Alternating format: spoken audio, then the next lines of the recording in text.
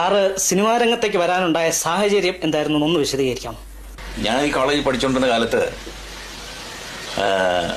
വെക്കേഷന് നാട്ടിൽ വരുമ്പോൾ, അതായത് ചങ്ങനാശ്ശേരി എസ് പി കോളേജിൽ ഞാൻ പഠിച്ചിരുന്നത്, അന്ന് തിരുവനന്തപുരത്ത് ഒരു ആക്ടിങ് കോമ്പറ്റീഷൻ നടന്നു, ഡ്രമാറ്റിക് ബ്യൂറോയുടെ ആഭിമുഖ്യത്തിൽ.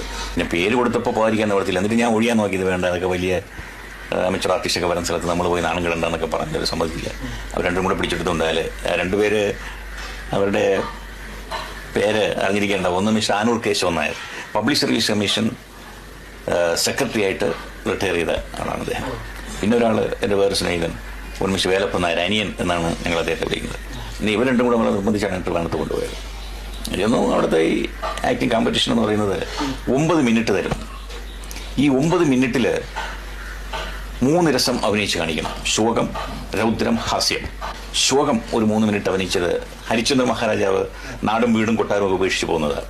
അത് കഴിഞ്ഞ് രൗദ്രം, ഇയാൾ വളരെ ആത്മാർത്ഥമായി സ്നേഹിച്ചൊരു കാമുകിയെ കാണാൻ പെട്ടെന്ന് ചെല്ലപ്പോൾ അവൾ വേറൊരുത്തിനായിട്ട് സ്ഥലപ്പിച്ചുകൊണ്ടിരിക്കുന്നു. അത് ഇയാൾക്ക് ദേഷ്യം വന്നു. ഇയാൾ അവിടെ കുറേ ഷൗട്ട് ചെയ്ത് കുറേ ഡയലോഗ്സ് പറയും. അത് ഇഷ്ടം പോലായിരുന്നു, ഞാൻ തന്നെ പറഞ്ഞതാണ്.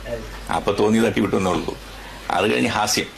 ഹാസ്യം ഈ എസ് പി പിള്ള മുതുകുളം അവരുടെ കാലഘട്ടമായിരുന്നു. അവരെ ഇമിറ്റേറ്റ് ചെയ്തുകൊണ്ട് അങ്ങനെ അവൾ വേറെ ഇത് കാണിച്ചു.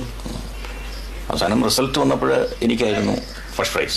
ഫസ്റ്റ് പ്രൈസ് കിട്ടിയപ്പോൾ പിറ്റുന്ന പേപ്പറിൽ പേരൊക്കെ വന്നു, ഓരോരുത്തരായി ക്ഷണിക്കാൻ തുടങ്ങി. അന്ന് തന്നെ സി പരമേശ്വരൻ പിള്ള അദ്ദേഹം എന്നെ വിളിച്ചു പറഞ്ഞു, have you taste for films, when I will give letter you will see A gentleman. അങ്ങനെ സി ഐ തന്ന ഈ എഴുത്തുമായിട്ട് ഞാനൊരു പ്രൊഡ്യൂസർ പോയി കണ്ടു, മിസ്റ്റർ കെ മാനൻ. ആ കാലഘട്ടത്തിൽ വലിയ പ്രൊഡ്യൂസറാണ്.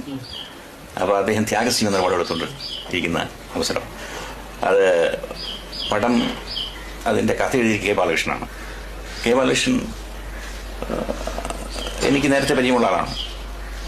അപ്പോൾ അതിൽ ഒരു പ്രാധാന്യം എന്തെന്ന് വെച്ചാൽ സത്യനും ഞാനും കൂടെ അഭിനയിക്കുന്ന ഒരു പടമാണ്. ആദ്യമാണ് മിസ്റ്റർ സത്യൻ ഞാനും കൂടെ ഒരുമിച്ച് പരിചയപ്പെടുന്നതും ഒരുമിച്ച് അഭിനയിക്കുന്ന പടം.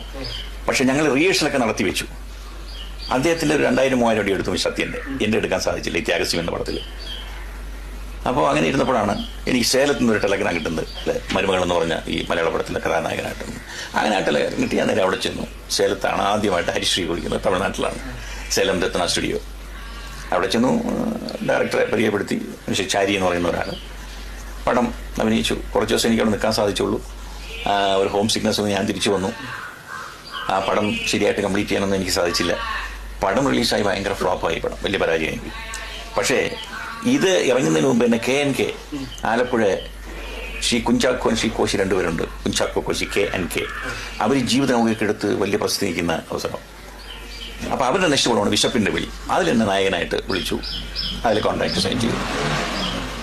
അത് മലയാളം, തമിഴ്, തെലുങ്ക് അങ്ങനെ 3 വർഷമാണ്. 3 ഞാൻ തന്നെ ഹീറോ.